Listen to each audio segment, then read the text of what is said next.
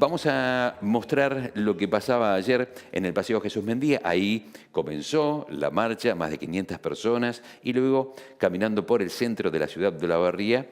Estamos hablando de la marcha por la defensa de la educación pública, docentes.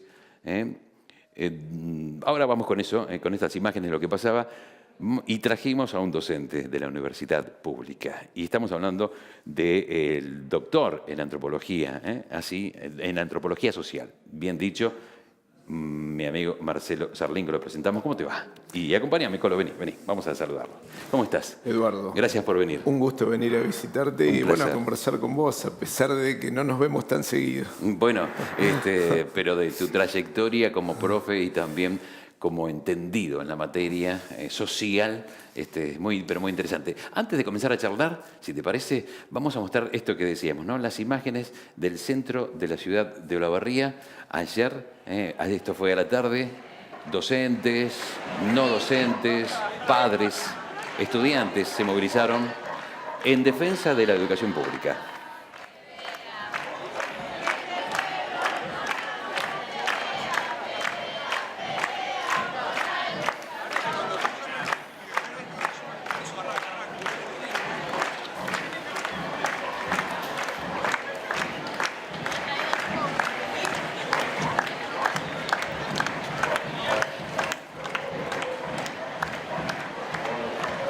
Esto ocurría, vemos en las imágenes, con las pancartas, con los carteles, además de docentes, no docentes, padres, estudiantes. También hubo presencia de políticos opositores al gobierno actual, ¿no? También estuvieron presentes, entre otros, Eduardo Rodríguez, el concejal Germán Aramburu, también César Baricenti, presentes en esta marcha, entre otros, ¿no? También políticos y marchando por la ciudad, según las cifras que se manejan en los medios, aproximadamente más de 500 personas.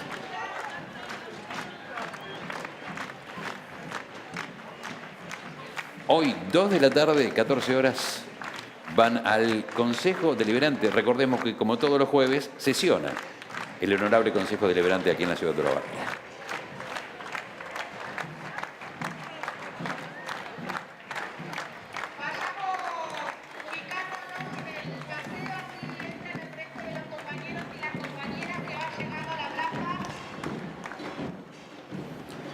Bien, esto ocurría.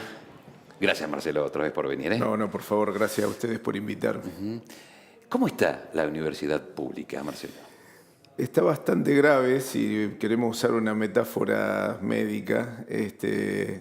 Todavía no está en estado terminal, como pueden estar, por ejemplo, el CONICET y otras cosas, porque en realidad lo que hay que decir que lo que está pasando en Olavarría es el indicador de todo un proceso nacional. A los que andamos en ciencias sociales nos gusta mucho decir que lo que estamos viendo en realidad es el indicador de procesos más profundos que no se ven tan fácil, y cuando vos empezás a buscar información y a construir un panorama, vemos que, por ejemplo, en todo el país están pasando cosas como esta. Es decir, no solo la gente de la universidad sale a la calle, sino múltiples sectores, y confluyen todos, como lo veíamos acá. Es decir, no solo estaban los docentes de la universidad, estaban los terciarios, los estudiantes del secundario, los padres, gente de la comunidad acompañando, con muchísimo respeto. Se dio toda la vuelta, no hubo un insulto, no hubo ningún tipo de desborde.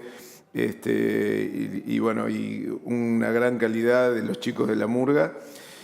Todo esto que estamos viendo acá en Olavarría, en realidad está pasando en otros lugares del país. Actualmente están en paro en la UBA en Buenos Aires. Sí. El segundo cuatrimestre no arrancaron las clases, sí. Pero en realidad hay que decir que ya las actividades de investigación y todo lo que eran proyectos de extensión se venían haciendo sin ningún tipo de financiamiento. Y bueno, en un momento se termina porque, la universidad tiene una dinámica que es muy compleja. No es solamente dar clases, sino que además tenés los posgrados, tenés las actividades de investigación, para los cuales en la investigación hay una gran cantidad de campos abiertos. Hay campos de las ciencias duras, por ejemplo, las universidades que tienen carreras de biología, de química, de las ingenierías, todas a su vez mueven laboratorios. Entonces, cuando a la universidad se le corta el financiamiento, situación que empezó a ocurrir ni bien asumió Macri, o sea, hubo una entrega de un dinero que quedaba de remanente, y después de ahí, del 2016 en adelante, hasta ahora, no hubo prácticamente aportes, la recomposición salarial fue muy pobre, pero además se cortaron los subsidios y directamente los organismos como CONICET, que tiene 170 institutos en el país, directamente se los desfinanció. Hubo una gran cantidad de investigadores que completaron la formación y no pudieron insertarse, con lo cual en la práctica son desocupados que tienen que dedicarse a otra cosa después de hacer maestría, doctorado, de estar 5 años estudiando. Y además también con las sucesivas devaluaciones, todos los recursos que tiene la universidad para mover la producción de conocimientos se detuvieron. Entonces, es un panorama que no solamente afecta a la educación, sino que lo vemos en otros campos, pero en el caso de la educación, ¿por qué es más problemático? Porque vos no podés tener una sociedad moderna sin la producción de científicos y de conocimiento actualizada, si no hay procesos de capacitación. Pero sirve la simple explicación, perdóname que te corte, Marcel, la simple explicación, la burda explicación de decir, recibimos una provincia o recibimos un país de esta manera y tenemos que hacer lo que estamos haciendo, ¿está peligrando la educación pública? Sí, yo te diría que sí. ¿Sirve esa explicación, Claro. esa sola explicación? No, en realidad, bueno, es un proceso, o sea, porque hay algo interesante que solamente se dio en Argentina en los últimos años, es que cuando nosotros terminamos la secundaria, las universidades que había en ese momento en todo el país eran menos de 30. Cuando deja el poder Cristina Kirchner eran 57 universidades. Es decir que todos los gobiernos en la democracia, no solo el kirchnerismo, sino también el radicalismo, después inclusive en la etapa de Menem, expandieron el sistema universitario y la formación de conocimiento, que además forzosamente se tuvo que expandir porque la población fue aumentando. Vos necesitás para la vida moderna cada vez gente más capacitada en cosas específicas. Entonces hoy tener una licenciatura es lo mismo que hace 40 años tener un secundario, por el tipo de conocimiento que necesitas. Y a su vez la sociedad es más compleja, necesitas mejores médicos, necesitas otro tipo de ingenieros, o sea, gente que aprenda a aprender constantemente. Y eso es el único lugar donde estás, en la universidad. Entonces, el estado de situación cuando Cristina Kirchner deja el poder era un sistema que había crecido mucho, con buena financiación y una apuesta a la ciencia y tecnología, donde la Argentina había desarrollado cosas propias, como por ejemplo la producción de satélites o algunos campos en tema de la energía nuclear, investigaciones en biología, con, por ejemplo, las proteínas que producen el cáncer, o sea, que están ligadas a los procesos cancerígenos. Bueno, logros importantes, repatriación de científicos, todo eso se detuvo de un día para otro. Y además se achicaron los salarios, o sea, nosotros cuando hacemos una actividad, con nuestro salario bancamos muchas cosas. Por ejemplo, querés sacar un libro, ¿no? Sí. Normalmente, si no hay un subsidio externo exclusivo para publicar, es una cosa que la pagás de tu bolsillo. Ahora, yo, por ejemplo, tengo 3 libros para publicar. No puedo sacarlos de mi sueldo porque mi sueldo se devaluó como el de todos los laburantes. Todos, así, ¿no? ¿Están al día los sueldos? ¿Tu sueldo? Lo único que está al día es los sueldos. ¿El aguinaldo eso pagó? Sí. Todas las otras cosas de la universidad hay demoras en diferentes escalas, ¿no? Yo, por ejemplo, los subsidios de investigación, muchos están cortados. Otros subsidios directamente, ya dijeron, el ministerio dice que no se van a entregar, pero bueno, en cada región del país tiene una realidad propia, distinta. Mi hijo, por ejemplo, vive en Misiones y está cerca de la Facultad de Ciencias Forestales en El Dorado, y esos allá no tenían nafta, por ejemplo, para el transporte, una zona donde o sea, los proyectos de extensión dependen de poder moverse por la selva en camioneta o por el bosque tropical. Entonces no tienen nafta. Los docentes tampoco tienen, porque a su vez en el norte es mucho más cara la nafta. Y antes sí las tenían. Sí, en la época del kirchnerismo las cosas llegaban con demora, pero llegaban. Si vos por ahí tenías 3, 4 meses de atraso en un subsidio, entonces un proyecto iba a arrancar un mes y arrancaba 3 meses más tarde, pero finalmente en algún momento llegaba. Lo que pasa ahora es que, por ejemplo, la universidad administra por un lado los sueldos y después todas las demás cosas, el mantenimiento de las infraestructuras.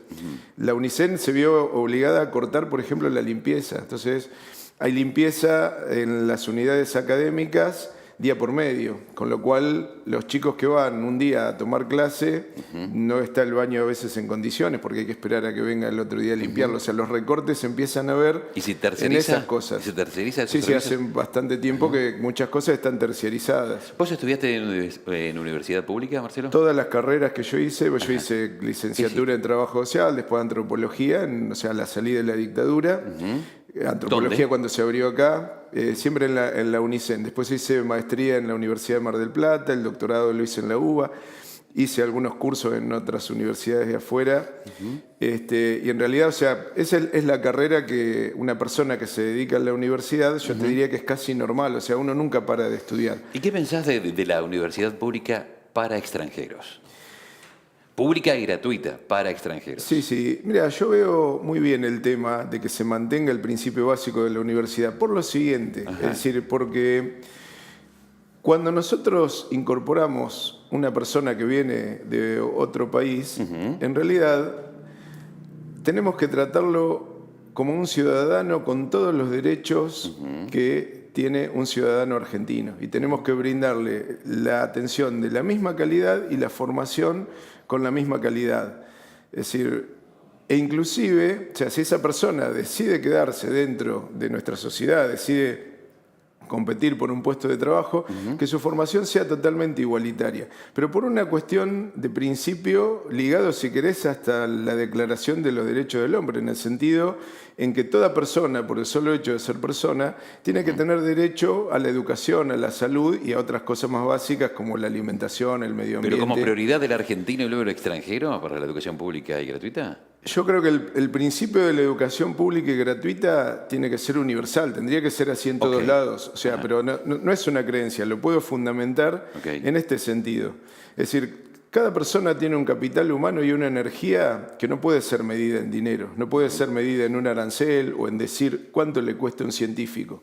Porque vos por ahí tenés, o sea, un científico formado y esa persona se contribuye a capacitar a un montón de gente y en esa capacitación todo después ese trabajo genera riqueza, entonces es incontable.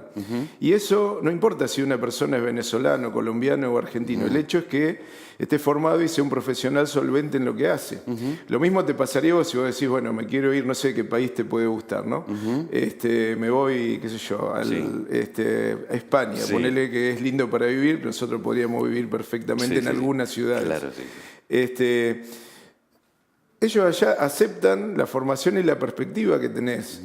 En un puesto de trabajo, no sé si evalúan tanto si uno es extranjero o no, sino que miran lo que vos podés, lo que traes como capital humano. Entonces, eso creo que hay que preservarlo como formación, ¿no? Okay.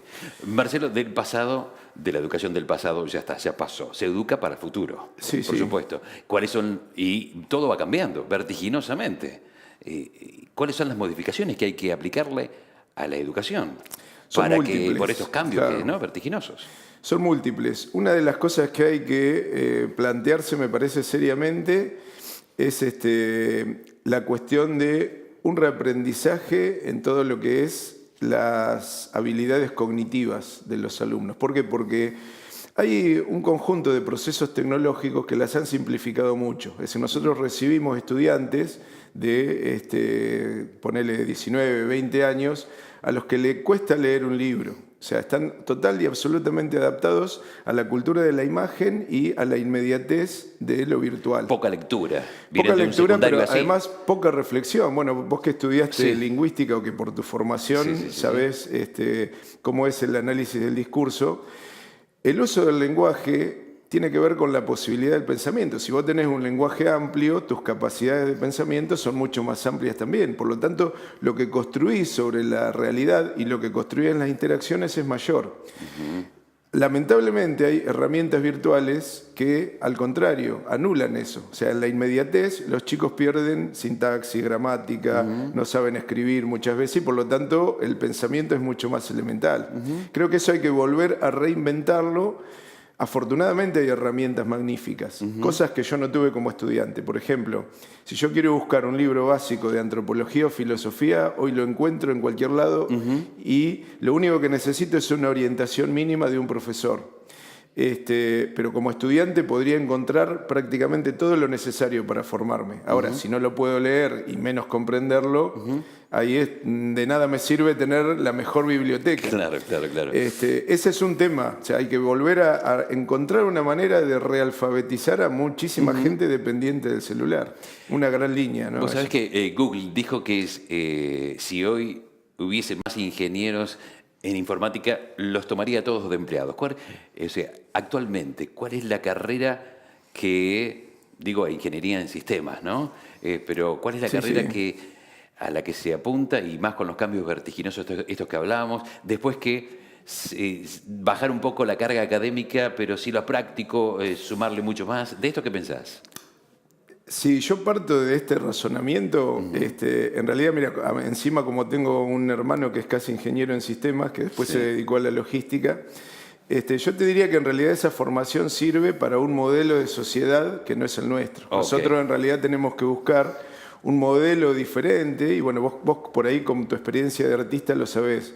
Nosotros copiamos muchas cosas del mundo sajón, pero eso no nos da ni siquiera felicidad. Claro, escuchamos a Led Zeppelin, a Deep Purple y a Beatles, pero... El día que se corta la luz no podés hacer sonar, y agarramos la guitarra y cantamos una chacarera. Igual. En cambio, cuando vos te juntás con tus amigos de Huella Pampa, eso te da felicidad. Exacto. Que el otro pueda crear. O sea, ese modelo nosotros tenemos que reinventarlo, y para eso nos sirven tanto las ciencias duras, pero también las humanidades, las ciencias sociales. Volver a recuperar, por ejemplo, la capacidad de creación que es propia de Latinoamérica, ¿viste? O sea, Latinoamérica tiene, en contraposición con los países del norte, una literatura maravillosa, una música muy diferente, unas tradiciones, una capacidad de lo que nosotros en antropología llamamos hibridización, que es la mezcla de muchas tradiciones culturales. Si vos mirás acá mismo Olavarría, que es algo que planteamos siempre los antropólogos. Olavarría es una ciudad que a partir del trabajo integró más de 20 grupos étnicos de diferentes lugares del mundo. Entonces esa riqueza está para ser rescatada. Si vos la encerrás en programas de computación o en cosas técnicas, la estás perdiendo y después se olvida. Desaparece, claro. ¿Le sirve para otras partes del mundo? Sirve, claro, a otros hemisferios o a otros países más desarrollados? Y otra forma de vivir. O sea, hay gente que por ahí quiere vivir de otra manera, ¿viste? O que tiene otras metas en la vida. Y venimos para acá, no venimos a la sociedad argentina. ¿Cómo la ves? Yo veo ahora por ejemplo, muy ahogada por ciertas propagandas mediáticas que en realidad ocultan justamente procesos diferentes, ¿no? Estamos viendo, hay un reacomodamiento del capitalismo, todos estos empresarios que van, declaran todo eso, en realidad indicador de qué es, que a nivel de la gente que tiene una gran capacidad de acumulación, se están redefiniendo las figuras, hay una renovación de las generaciones y, por supuesto, de los modos de acumulación. Entonces, la sociedad creo que no está consciente de eso, y no está consciente de dos cosas. Una es de cómo vamos quemando recursos naturales aceleradamente. Primero porque es mentira que hay crisis energética y otras cuestiones, o sea, no es cierto eso. Es mentira. Es mentira. Vos mirás la capacidad de producción y los números de importación del petróleo en realidad no son muy diferentes a épocas anteriores. E inclusive, o sea, ¿qué es lo que ha hecho la Argentina? Como una continuidad a la salida de la dictadura, se privatizaron recursos naturales y se privatizaron cosas que cuando se agoten no las podés reconstruir más. Entonces, vamos perdiendo gas, petróleo, tenemos que importar algunas cosas, pero reproducimos el mismo esquema, por ejemplo, con el litio, que es un mineral estratégico. ¿Y esto por qué? Porque el Estado se fue debilitando, pero no por el gobierno que se fue ni por sino que por una continuidad de 40 años, que es prácticamente toda nuestra vida. O sea, nosotros dejamos de jugar a la pelota y empezamos a la universidad y ya el Estado se empezó a debilitar y tenemos que luchar para sostenerlo. Por eso la marcha de estos días. Claro. Estamos luchando para sostener un esquema que incluya a todos, inclusive hasta los que no pueden vivir en sus países y vengan y que sean iguales como nosotros, ¿no? Ahí hay una cuestión que también es, si se quiere, filosófica, que es para discutir, y yo creo que la sociedad argentina como que necesitaría recuperar esa capacidad de dialogar cara a cara. A mí me parece un problema que hay como en la década del 50 había un odio entre personas dentro de la misma familia que no los dejaba pensar, bueno, ahora estamos en peligro de volver a reeditar eso. Lo que pasa Radicales es que y peronistas era. pasa- Vos hablabas claro. de Sí, la sí. época del 50 Argentina. Sí, era radical o peronista. Ahora yo veo en algunos lugares gente que discute con la misma pasión, Con la como si grieta. fuera, pero peor que Boca La famosa- River o no sé, que San Lorenzo Huracán. Exactamente, y me tocaste el corazoncito. Por eso, ¿viste? Esa pasión Sí, en realidad claro. sirve un ratito, pero no te sirve para ver dentro de 30, Exacto. 40 años, para ver qué van a hacer nuestros hijos. ¿viste? Marcelo, tenerte acá es un placer y es un privilegio para nosotros porque además es muy rico charlar con vos, tu concepto sos tan claro y también para la teleaudiencia que nos sigue es... Y vos sabés cómo es el tiempo en televisión. No, pero por supuesto. medios de comunicación, ¿qué papel estamos jugando los medios de comunicación ante esta sociedad que vos decís? Yo creo que es decir, hay un abanico muy amplio. Hay sectores empresariales que, por supuesto, tienen sus intereses y que se juegan con mucha tecnología directamente a estupidizar a la gente. Y hay otros sectores mucho más críticos, más creativos, gente que busca caminos nuevos y veo una cosa muy viva, la gente joven en muchos medios, veo enorme talento, o sea, los comunicadores argentinos, hay tipos que tienen mucho talento, pero bueno, ese talento por ahí no es muy visible justamente porque hay cuasi monopolios, ¿no? No va a ser para siempre esto. Sí, o sea, hay una el profesional tiene que ser renovación, más claro. dúctil para todo, pero esto, ¿no? El otro día estuve Vero Rosales aquí y nos decía que hoy son dueños de los medios de comunicación gente que no tiene ni idea. Son de medios. empresarios, que lo único que les interesa es una inversión. una cuenta. Y si no le da, la venden y la listo. contabilidad, Como una claro, empresa sí, más. sí. Ahí donde está la idea. Yo veo contrapesos a eso. Veo mucha gente joven, con talento, con ganas, gente que innova, pero no solo en los medios de comunicación, o sea, directamente así televisión, sino que veo otros lugares, veo el cine argentino, una vitalidad impresionante. Entonces soy optimista desde ahí, ¿no? Un mensaje, vos como académico y como profesor y además como hombre de la sociedad, para esta juventud, que es el futuro, que hablábamos recién de la educación, como para cerrar, que nos puedas dejar. No, hay algo muy sencillo y muy fácil de entender. Nadie puede vivir la vida del otro. Es decir, si vos querés que moverte hacia lo que te hace feliz, tenés que hacerlo vos. No esperes que nadie te lo venga a hacer. Bien. Sea lo que sea, ¿no? Saltar las vallas que tenga que saltar. Y Ir si por los es necesario, sueños. claro, sí, es eso. Moverse hacia donde uno cree que está la felicidad. Bien. Cualquiera que sea eso y respetando al otro, por supuesto. Marcelo, es un placer, un privilegio. Gracias por venir, tenerte aquí en Verte y te vamos a llamar en cualquier momento. Ya No, al sabes. contrario, yo te agradezco a vos, Eduardo, un placer charlar también porque, bueno, nos conocemos de hace mucho. Lo hemos hecho en la radio muchas veces. Y todos. bueno, también este es un lugar muy agradable, al que es lindo venir, así que no me va a costar nada. para Dale, las y lo tenés próximas en veces. la barriga. Y en el centro. Dale. Gracias, Marcelo. No, al contrario. Un placer. Gracias a vos. amigas.